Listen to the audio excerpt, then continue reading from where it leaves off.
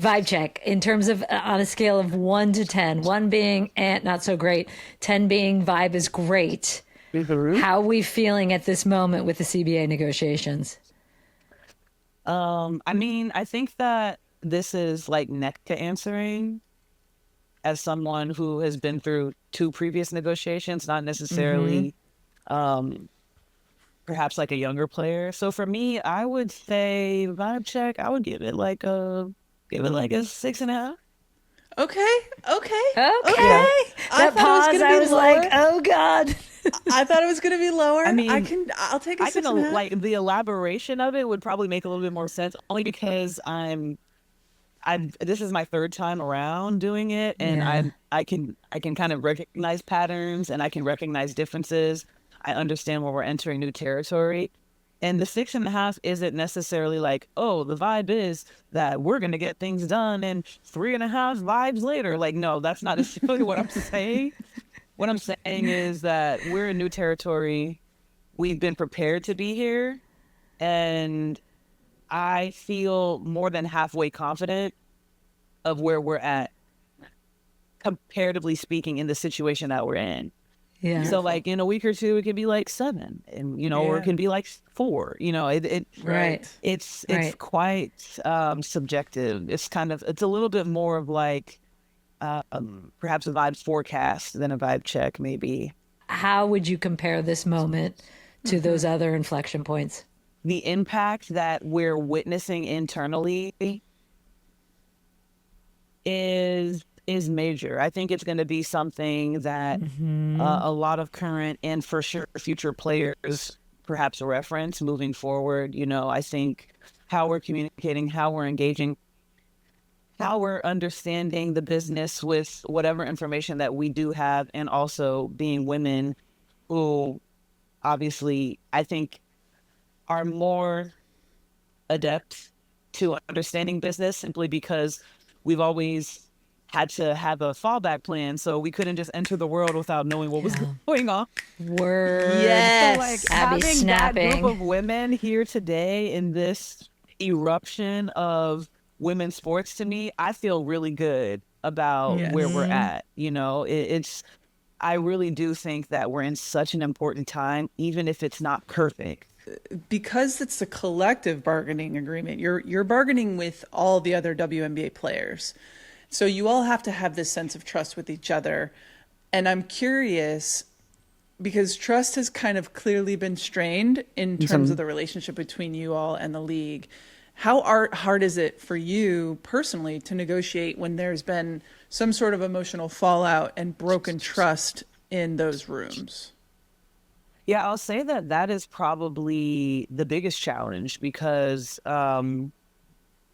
we do our best to remain in lockstep together as, a players association.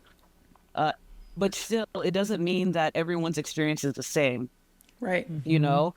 So there could be a collective distrust. There could be varying experiences with what that trust is. Mm-hmm. But at the end of the day, like you said, everyone is a partner in this, specifically the players. So you have to hear everybody out. And I think, I know we do that great as a players association with our union staff, advisors, and council. Um, but I think a part of the negotiation is also trying to figure out how this still developing relationship between the players and the league can evolve. So it's Hmm. almost like two things are kind of growing or changing, shall I say, at once. You're trying to get the CBA done, but then the CBA is also revealing the nature of a relationship that has been fractured for so long. Um, but Hmm. I'm I'm I'm a hopeful person. I like to believe that things will work out, but I also believe that you have to get through it. You have to go through it to get to it. The process also almost foreshadows what can happen in the future, how That's things can right. work in the future, how things unfold. And I want badly for this league and this union to be better for whatever comes out of these CBA negotiations. Beautiful. Yeah. Yeah. I think that's one of the hardest parts of all of this, having also lived through a lot of CBA negotiations, Abs and I, with U.S. soccer, because similar to, it seems, and tell me if I'm wrong, Nneka, but similar to our situation was there was no trust with U.S. soccer because we felt like we were always an afterthought. They had never wanted to move on anything unless you just shook them to the point of they had to move.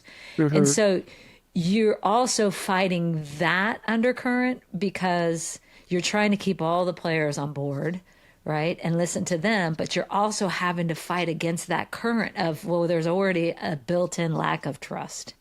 And that was the hardest thing, I think, when you look at in you in a leadership position, is getting the players to eventually trust that this is going to be something that the WNBA, the league, is putting its best foot forward as well, which is hard. I would definitely agree. I think that's, I mean, I wouldn't be surprised if that's the experience for many, if not all women who are in league, and, I don't know. I think, you kind of sparked something when you said, trusting the process. Maybe the trust in the league won't ever be 100%, but if you can trust in this process, perhaps that can help rebuild something, And for us, what's most important is trusting in the power of the collective for us.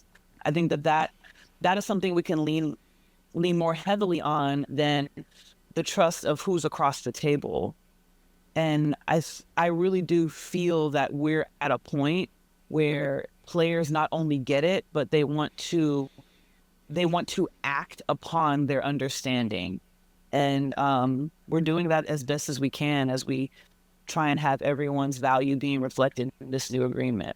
You're not just thinking about yourself, right? Like, you are thinking about, in a lot of ways, the last player on the last roster in the WNBA to make sure that they're also taken care of. And this isn't just about salaries, right? This is beyond that and the rev share. Like, what are the quieter but more critical issues in this CBA? Things that matter deeply to the players but don't maybe always get the same kind of attention that you guys are seeking.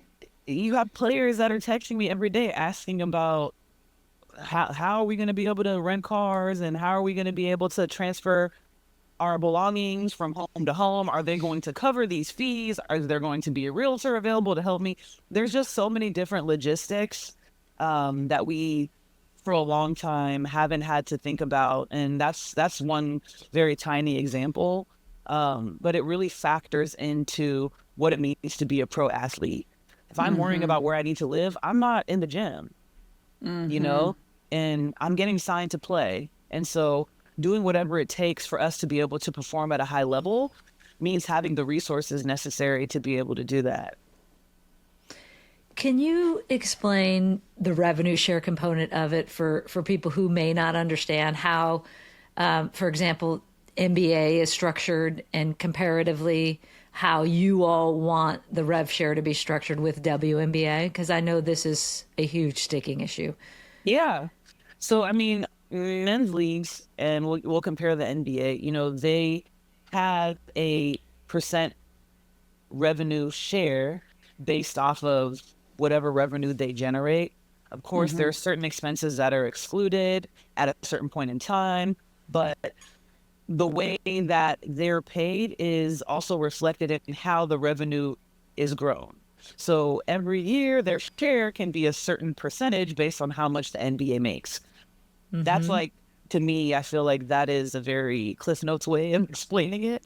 Thank you. Yes. So ultimately, they have that percentage that works for them and is also a fair percentage, which is closer to 50%. So That the players get. That the players get from the revenue that the Correct. NBA makes. Yes. So for us, we're looking to have a model very similar to that. We're not necessarily saying, give us exactly what they have, because we also understand that the business needs to grow.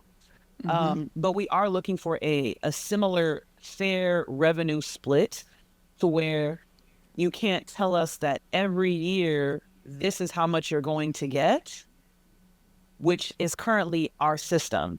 We have a fixed revenue, fixed percentage that stays the same over time, and the percentage of that does not grow. So we're looking to grow with the business. That's right, because it should correlate. It should It should correlate. If the correlate. business rises, that percentage that goes to the players who are the business should get paid that. Sorry, keep going. No, that's exactly right. That's exactly right. So that's really what we're negotiating for. And we are currently sitting somewhere comparatively, the men are near 50, we're closer to 10. So we're looking for a percentage that is much further away from 10. But in negotiations, we also understand the business is still growing, but we do want to ensure that we get a fair share of the revenue, especially prior to things taking off the top that is now distributed to us.